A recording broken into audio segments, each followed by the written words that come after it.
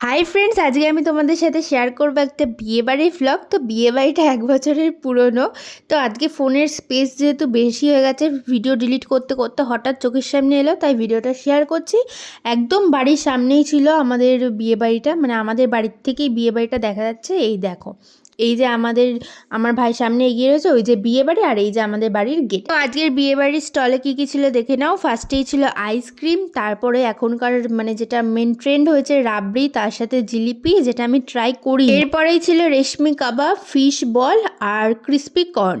তো এরপর আমরা মেন কোর্সে বসে গেছিলাম, এই যে মা, ভাই। আর আজকের মেনুতে কি কি ছিল তোমরা একটু দেখে নাও। আর এই যে আমার পাশে বসে যে বম্মা।